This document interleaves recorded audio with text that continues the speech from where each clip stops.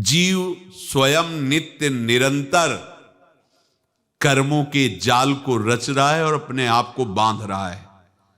आपको मुक्त होना है, बंधना नहीं है। जीव का जन्म कर्मों के अनुबंध से होता है, कर्मों के बंधन से होता है, और उसको अपना ऋण चुकाना होता है। कर्मानुबंध ये बहुत सूक्ष्म विषय है। जैसे आप जिस परिवार में जन्म लिए हैं तो उस परिवार के लोगों से आपका ऋण है, इसलिए उसी परिवार में आप आए हैं। और ऋणानुबंध उसको बिना चुकाए या बिना वसूल किए आप वहां से जाएंगे नहीं। आपको लेना है तो वसूल करना है, और देना है तो चुकाना है। ये पूर्व के जन्मों से निश्चित किया गया है। जैसे किसी के यहां पुत्र हुआ, जन्म से ही पैसा खर्चा शुरू हुआ, जो बड़ा हुआ तो उद्दंडता के द्वारा मार पूरे परिवार को क्लेश पर क्लेश देता चला जा रहा है। ये तुम्हारे कर्म का फल है। या ऐसे शक्तिहीन बुद्धिहीन ऐसे पागल पूरे जीवन सेवा करो, तुमसे अपना हिसाब चुकाने के लिए वो आया है। अब परिवार के जो सदस्य जुड़े आके, मतलब पत्नी आते ही पूरी हृदय में आनंद, परिवार में आनंद, और जीवन भर वो आनंद ही सुख देने के लिए उसका जन्म हुआ। वो अपना ऋणानुबंध मुक्त, और आते ही भयंकर क्लेश खड़ा कर दिया, बीच में दीवाल और झगड़ा वैसा, फिर अतरे दिन मारपीट शुरू, कलह अशांति, पूरा जीवन नरक हिसाब करने आए। यहां ऋण चुकाए बिना कोई जा नहीं सकता, ऋण चुकाना पड़ेगा। किसी का ऋण वसूल करना है तो किसी को ऋण चुकाना है, दोनों काम करने होते हैं। अनेक जन्मों में अनेक लोगों के साथ हमने जो बर्ताव किए हैं, अच्छे या बुरे, वो होंगे। अब किसी आदमी को हम जानते नहीं, अचानक मिला, अचानक टक्कर लगा और मार पीट गाली गुप्ता सब कर दिया, चुपचाप सह लो। क्यों? ये आपका हिसाब है, पूर्व का हिसाब। हमारा उससे कोई द्वेष नहीं, कोई संकल्प नहीं।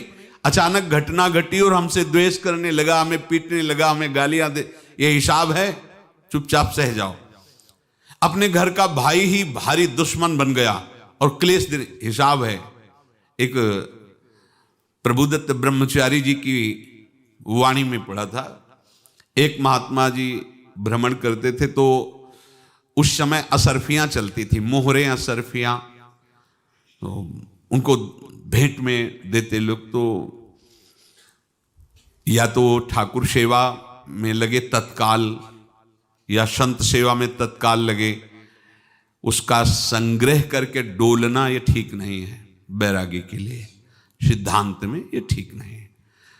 तो जब 2, 4, 6, 8 ऐसे मोहरे हुई तो उन्होंने विचार किया कि और भ्रमण करके जब काफी मोहरे हो जाएंगी तो प्रयागराज में जब कुंभ पड़ता है, एक बार पूरे सब अखाड़े के संतों को, अलग अलग संप्रदाय सब संतों को बुलाएंगे और सबको पुआएंगे। अब साधु है तो यही विचार करेगा, और क्या विचार करेगा।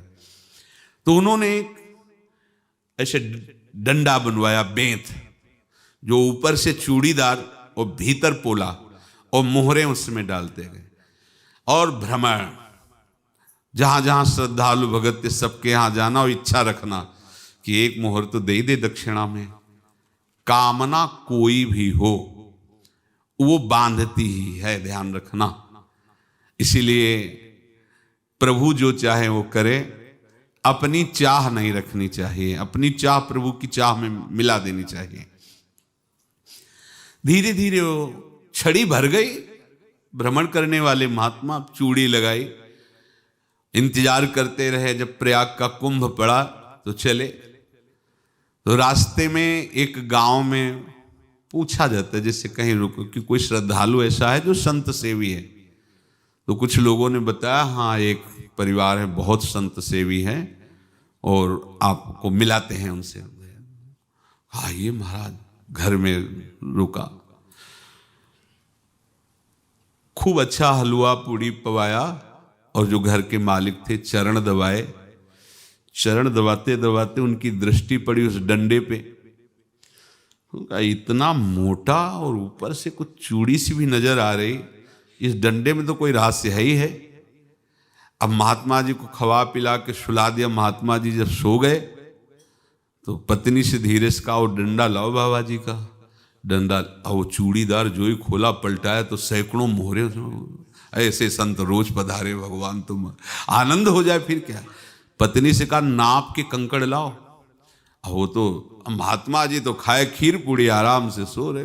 रात में पूरी प्लानिंग करके उसमें कंकड़ भर के चूड़ी लगाकर सिराने रख दिया, सारी मोहरें हटा ली। महात्मा जी आराम से छड़ी उठाए तो वजन पक्का। वैसे बड़े लोग चतुर होते हैं, पर ये नहीं जानते कि कर्म कितना भयानक होता है। और उनकी कोई संतान नहीं थी, पर धन में इतना प्रेम उनको था। बहुत सावधान। साधु महात्माओं के पास जो अर्थ है, गृहस्थी अगर आता वहीं से है, पर अगर उसको जोर जबरदस्ती या किसी छल कपट से, तो वो उसका विनाश ही करता है। आज तक का प्रमाण है। अब उनको ये भाव पता नहीं होगा, या पता होगा तो लोभ के कारण वो उसको मान नहीं पाए होंगे। महात्मा जी गए प्रयाग में, किसी अखाड़े पर रुके और वहां प्रार्थना की कि कल जो है संपूर्ण अखाड़ों का निमंत्रण किया जाए और सब संतों को भोग पवाया जाए और उनको दक्षिणा भी दी जाए।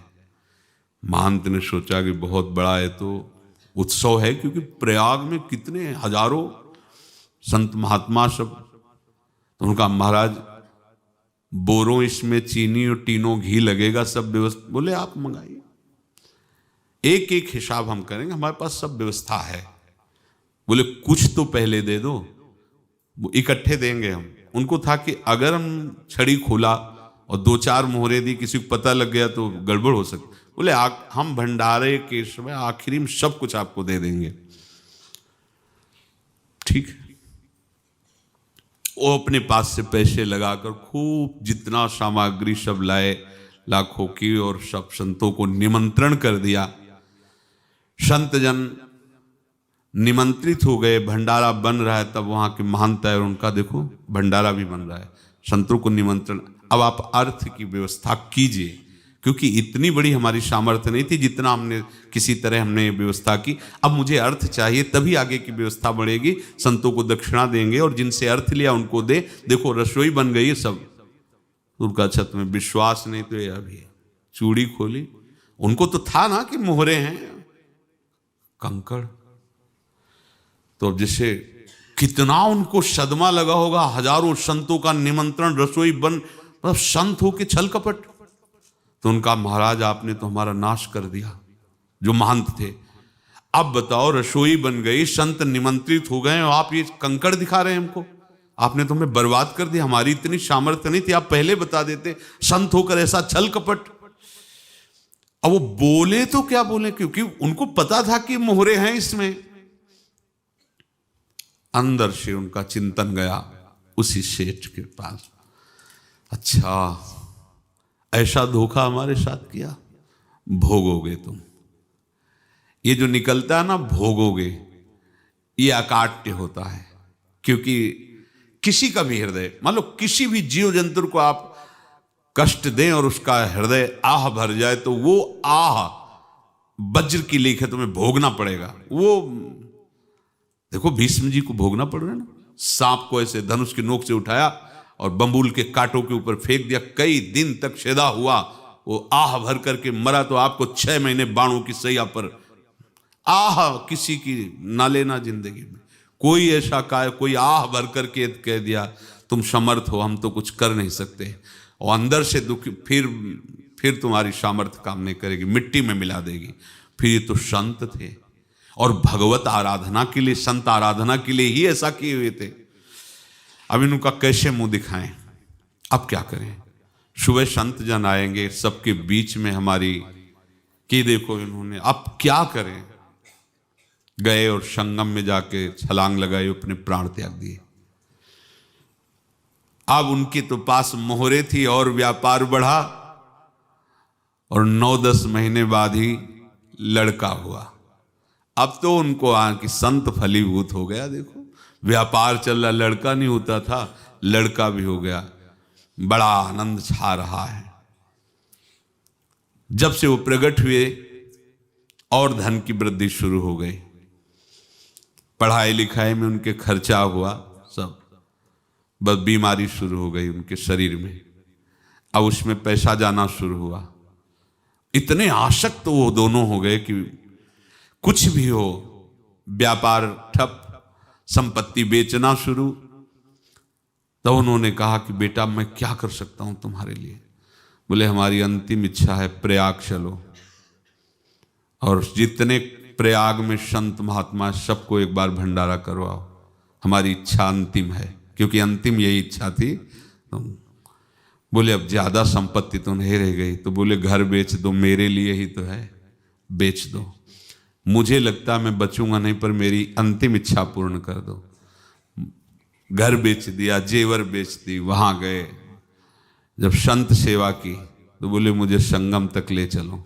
संगम तक ले गए और बोले समझे तुम चुराए थे और हमने उसको छीना है, कुछ नहीं रह गया तेरे पास कुछ, अब केवल ममता और आसक्ति में जलकर मर और नरक प्राप्त कर। मैं वही महात्मा हूं जिसकी तूने मोहरे ली थी, शरीर छोड़ दिया।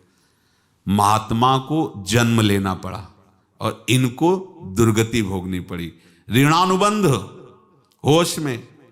ऐसा नहीं कि आप जो कर रहे हैं कोई देख नहीं रहा, कोई हिसाब किताब नहीं, जो कर रहे हैं अवश्य में भोक्तव्यम, बहुत सावधान।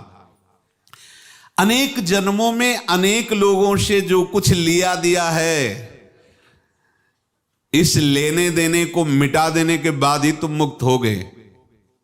इसीलिए एक उपाय है, लेना न देना मगन रहना। क्या? मालिक को समर्पित हो जाओ, मालिक को अपना माना हुआ समर्पित कर दो, खत्म।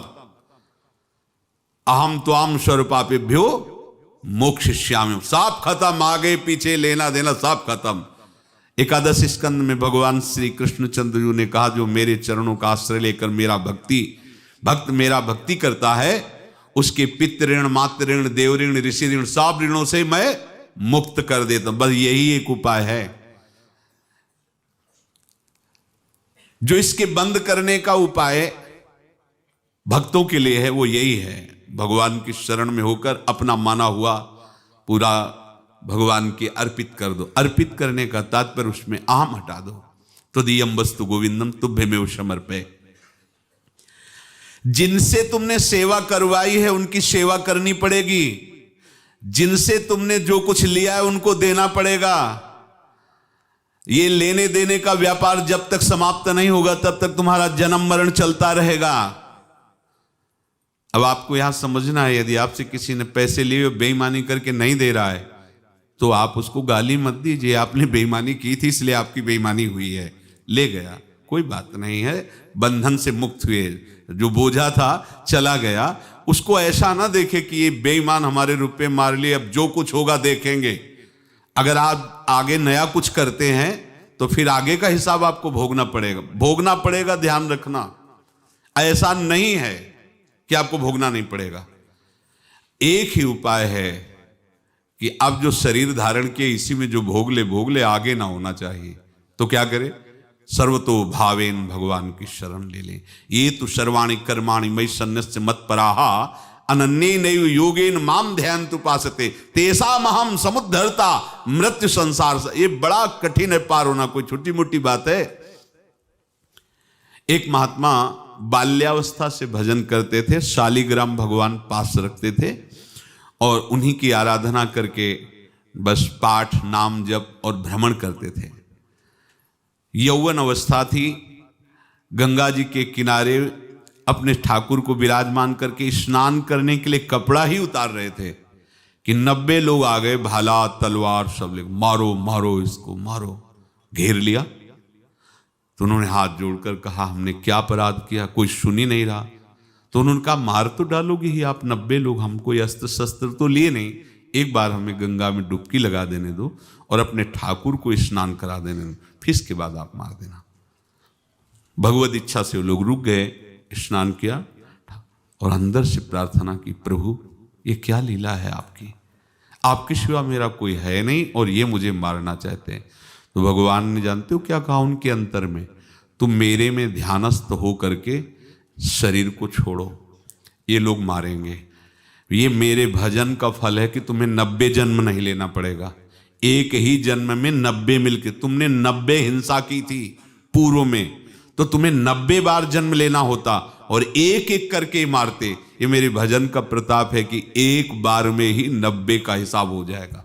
तुम आंख मूंदो, मेरे ध्यान में मगन रहो, मेरे प्रताप से तुम्हें कोई चोट नहीं होगी और स्वाभाविक मूर्छावस्था में प्राण तुम्हारे छूट जाए। ऐसा ही हुआ, ऐसा हुआ।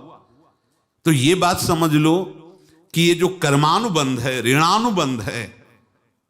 आप देखो, अगर शाप महात्माओं ने दिया कि तुम्हारे वंश का इससे विनाश होगा, तो भगवान भी परम धाम जा रहे तो उसी कील से, बाण की नोक में जो मछली लील गई थी, छोटा कण, उसी से की नोक बनाई और उसी नोक को प्रहार किया।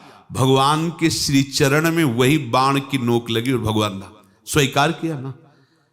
भगवान का बड़ा लीला विचित्र है। अगर छुप करके उधर रामावतार में बात, तो इधर ऐसे स्वीकार किया है भगवान ने। ऐसा कहीं नहीं दिखाया कि मैं भगवान हूं तो मैं अपने लिए, ऐसा नहीं दिखाया। नारद जी का हित किया पर नारद जी ने शाप दिया तो भगवान ने स्वीकार किया। बंदरों ने ही सहायता की, जैसा बोले थे वैसा। ये लीला इस शरीर में भोगनी पड़ेगी। हाँ, ज्यादा को कम में भुगता देंगे, पर अब अगला शरीर ना मिले, इसके लिए सर्वतो भावेन भगवान के आश्रित हो जाए। जैसे आपने दुकान फैला रखी है तो उसमें दो काम होते हैं, लेना और देना। किसी को उधार दिया है तो हमें उसे लेना है, और कोई नगद देकर सामान ले रहा है तो उसे सामान देना है, या उधार लिया है तो हमें उधार देना है। अब अगर दुकान बंद करनी है तो तुम्हें देने वालों पर जोर देना है, लेने वालों पर जोर नहीं। लेने वाला तो जाओ हम क्षमा किया, समर्पित किया, हमारा कोई संबंध नहीं, खत्म हो जाए, वो खुशी हो जाएगा। लेकिन देने वाला, तुम अगर दुकान भी उठा दोगे तो जहां भी रहोगे तुम्हारे पास वो आएगा, लाइए हमारा। तो देने पर नजर रखिए, जिसका जिसका हिसाब है वो आपके सामने आता जाए, हटाते जाओ। लेने पर नजर मत रखिए और दुकान फौरन उठा दीजिए, नहीं अगर लेते देते रहे तो चलता रहेगा। आगे चलकर कुछ लेना न देना, मगन रहना बस अपने प्रभु के चिंतन में। अब हम कैसे जाने कि किसको क्या देना है, हमें क्या पता? तो हम पूरा हिसाब जिनको पता है उनको दे देते हैं, समझ रहे हो? उनको पता है क्या लेना है क्या देना है, तो इनके पास पहुंच गए, सरकारी हिसाब से सब बराबर कर देंगे। हमको अपनी जिम्मेवारी इनकी चरणों में समर्पित कर देना है, तभी हम जीवन मुक्त होंगे। ये रहस्य की बात है। प्रभु कह रहे हैं, यस्य सर्वे समारंभाः काम संकल्प वर्जिताः ज्ञानाग्नि दग्ध कर्माणं तमाहु पंडितम बुधाः। जिसके संपूर्ण कर्मों के आरंभ संकल्प और कामना से रहित हैं, तथा जिसके संपूर्ण कर्म ज्ञान रूपी अग्नि से जल गए हैं, उसको ज्ञानी जन भी पंडित कहते हैं, बुद्धिमान कहते हैं। पूज्य श्री भाई जी महाराज कह रहे हैं, जैसे वहां ज्ञानाग्नि से दग्ध कह रहे हैं, तो अपने वृंदावन वासियों का प्रेमाग्नि से सब कर्म संस्कार दग्ध होते हैं। जिस समय आपके हृदय में भगवत प्रेम का प्रादुर्भाव होगा तो लेश मात्र कभी तुम्हें दुख नहीं भोगना पड़ेगा। प्रेम का प्रादुर्भाव होते ही दुख का नाश हो जाता है, महासुख। जब प्रेम का प्रादुर्भाव होगा तो समस्त पाप भस्म हो जाते हैं, अशांति नष्ट हो जाती है, संसार ज्वाला स्पर्श भी नहीं कर सकती है। जब भगवत प्रेम का प्रादुर्भाव होता है तो हो सकता है उस उपासक के जीवन में दुखों का पहाड़ टूट पड़े, परिवार खिलाफ, शरीर रोगी, अव्यवस्था, बहुत बहुत कुछ, सब कुछ। कह रहे हैं इतना सब होने पर भी उसके हृदय में कोई भी दुख नहीं होता। ऐसा सामर्थ्यशाली भगवत प्रेम है। भगवान के चरणार बिंद का जिसके हृदय में प्रेम है, भारी से भारी दुख भी उनको विचलित नहीं कर सकता।